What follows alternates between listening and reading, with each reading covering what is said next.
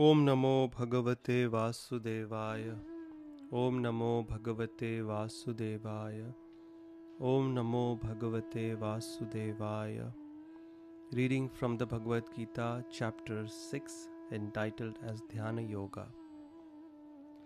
At the end of chapter 5, Krishna briefly mentioned the system of Ashtanga Yoga or Dhyana Yoga, which is the strict, regulated, focused regime of an ascetic yogi, mind control, sense control, etc. In the present day, millions of people worldwide practice elements of this path, primarily as Hatha Yoga and Pranayam, which offers benefits for physical and emotional well-being, or I would say mental well-being, maybe to some extent. It helps us to slow down. In this chapter, the path of Ashtanga Yoga is explained in its entirety. Essentially, Krishna's purpose in discussing the 8-stage path of Ashtanga Yoga so elaborately is simply to establish its impracticality for the purpose of self-realization and spiritual perfection, which is the goal of human life. In an age surcharged with so much temptation and distraction, the easiest and topmost path of self-realization is also mentioned by Krishna towards the end of this chapter. Many people perform yoga nowadays. However, they say they are Hatha yogis, Ashtanga yogis, but this type of yoga has 8 stages. And most of the people who are practicing, they are only practicing the first two, or not the first two, only 2 aspects, that is asana and pranayam. And what is their goal? To keep their body and to some extent the mind fit so that they can enjoy more. But the very word yoga, we have already discussed, means to link with the Supreme. So if this is not the goal, this yoga is superficial. We are defeating its purpose. The word yoga cannot be used because there is no linking happening with the Supreme. People who do it only for the sake of enjoying more and more, so that they can have healthy body, so that they can eat, sleep, enjoy as usual. So that's their goal. So they are not literally doing yoga. This is you can say some sort of we can say exercise. But the word yoga can only be used when it is helping us link with the Supreme and help us achieve the spiritual perfection, because the ultimate stage of Ashtanga Yoga is Samadhi. Samadhi means complete absorption of the mind in the remembrance of the Lord. The mind does not waver even for a moment from the Lord's form, beautiful form, His name, His qualities. They're always manifesting in our mind. That's the stage of Samadhi, complete control of mind and senses. But here, the kind of yoga people are doing nowadays, they're doing it to keep their body and mind fit so that they can indulge their senses more and more. So they are just doing the opposite. So in this chapter, let's talk about the perfectional yoga, which leads us to the perfection, spiritual perfection of life. Krishna is talking about that, the genuine form of yoga.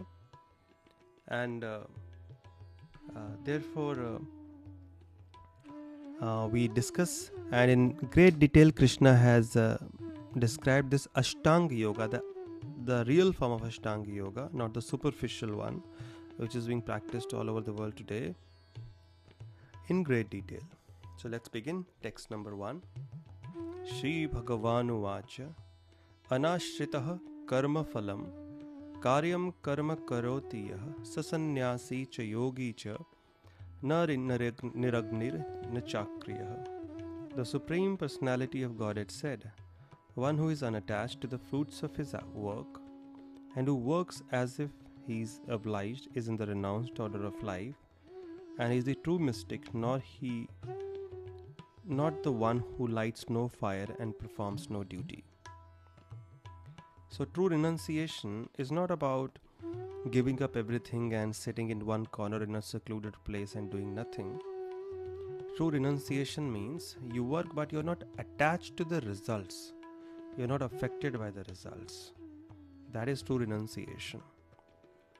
It's not simply sitting in one corner and saying, oh, I'm renounced, I don't want to engage in any sort of work. No. It means you're not attached to whatever work you're doing, you're not affected by the results that they come. He's a true renunciant. He's a true mystic.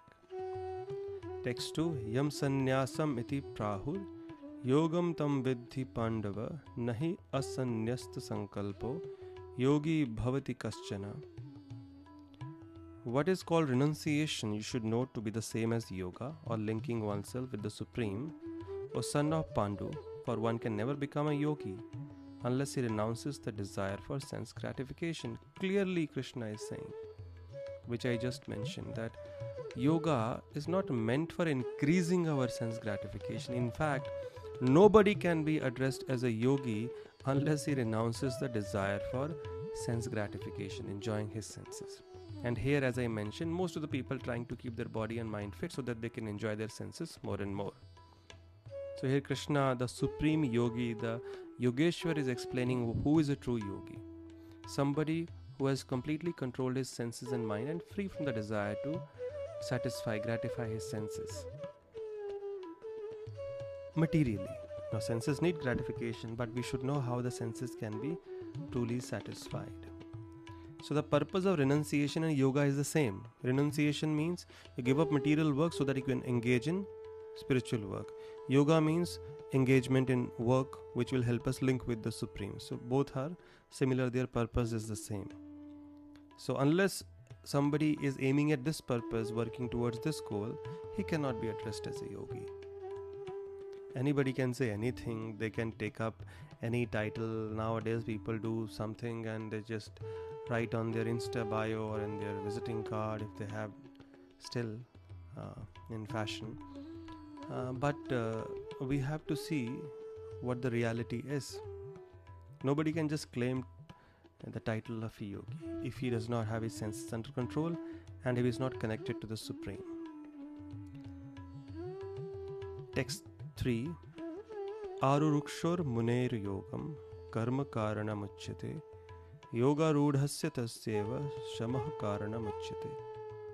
For one who is a neophyte in the eightfold yoga system, work is said to be the means, and for one who is already elevated in yoga, cessation of all material activities is said to be the means. Somebody who is just beginning, renunciation is not recommended because it would be premature.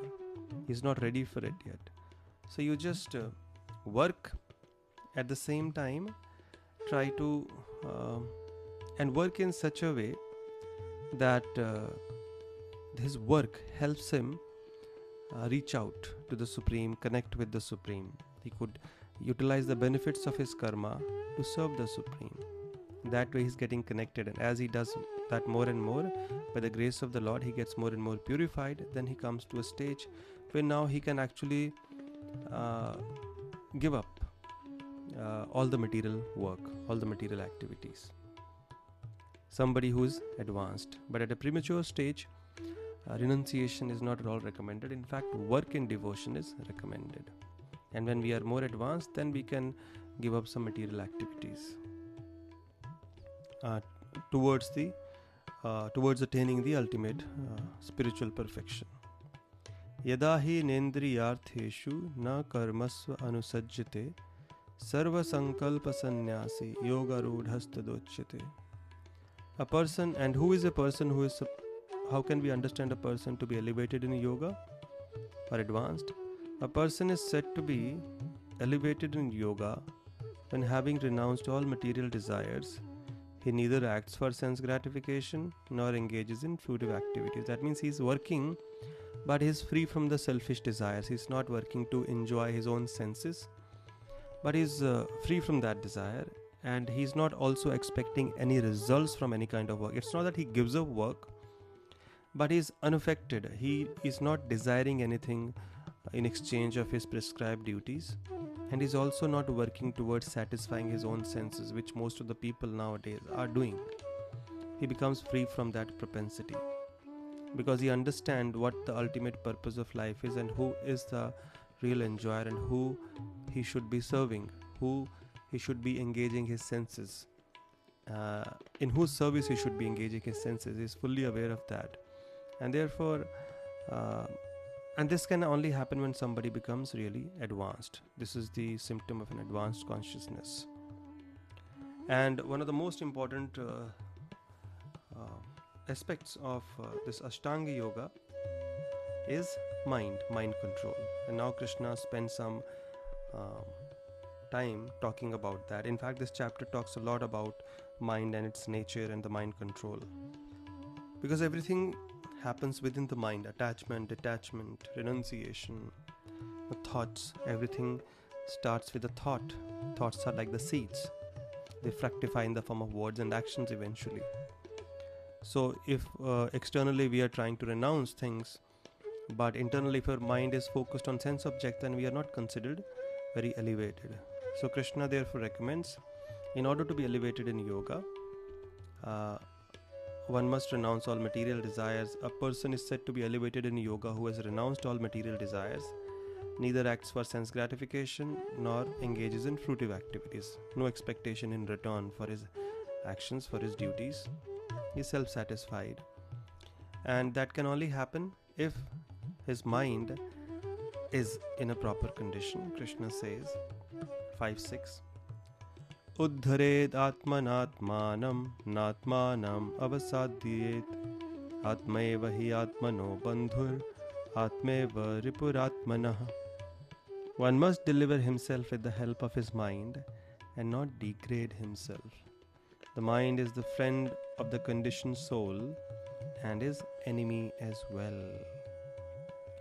So mind is considered to be the sixth sense. In fact, mind is known as the central point of all the senses. See, entanglement in this world happens through our senses when senses are wrongly engaged. But the senses have no power of their own. They are completely directed by the mind. And mind is like a knife. It's a split personality. It can act as a friend. It can also act as an enemy, provided how we deal with it, how we control it, or how we allow it to control us. It's like a knife. A knife in the hands of a surgeon can save lives. In the hands of a criminal can take lives. So Krishna says, yes, since mind has both types of nature, it has a tendency. It can be a friend, it can be an enemy. So since both the options are available to us, so we should try to deliver ourselves with the help of mind and not degrade ourselves. We have to watch our thoughts. See, it is the nature of the mind. Countless thoughts will come. But the problem is, if we start taking each and every thought or desire seriously, and we go insane. Just because the thoughts are coming, desires are popping up, doesn't mean we have to act upon them. They will come, they will go, if we simply learn to tolerate a little bit. Tolerating these urges. Every time we tolerate a wrong desire, a wrong thought, we don't act upon it, we become stronger. Every time we give in, we become weak. So we have to understand, this is where intelligence comes into picture. The function of the intelligence is to discriminate what is to be done, what is not to be done. And intelligence, mind you, is higher than the mind. Mind is higher than the senses. So senses, then the mind, then the intelligence, but the soul, that means us, we are even higher than the intelligence. So we must learn to empower the intelligence. We must learn to make the best use of intelligence so that we do not get degraded.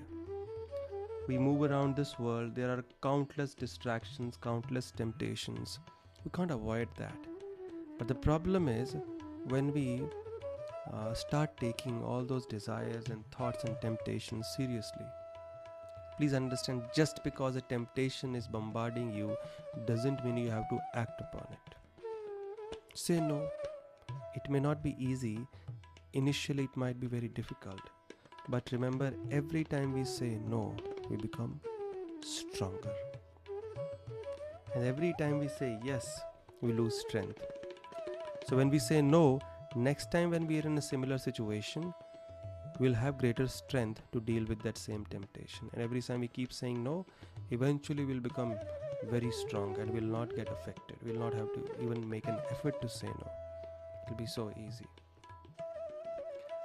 Text 6. Bandhuratma matmanastasya enatmaivatmana jitah anatmanastu shatrutve varte tatmaiva shatruvat. For him who has conquered the mind is the best of friends. But for one who has failed to do so, his mind will remain the greatest enemy. It is said mind is a wonderful servant, but a dangerous master. What that means is, if we control the mind will act as the most wonderful servant, a friend, cooperate. If we train it to listen to our dictates rather than allowing it to dictate to us. But if the mind is uncontrolled, it can wreak havoc in a person's life. And we see that happening in today's day and age. People have everything. They have food, they have clothing, they have shelter. They have wealth, they have fame. But their mind is driving them crazy. They are not able to enjoy what they have. That's the nature of the uncontrolled mind. And then it will always make us focus on the negative prospects. It'll always cause worry, anxiety for no reason. Sometimes you ask people, why are you so stressed up? They don't know. They don't know the reason. Why are you so upset? They have no solid, substantial reason. It's just the mind playing games. Sometimes there must be 1,000 causes of happiness in our life, but still because the mind is not in good shape, we are suffering.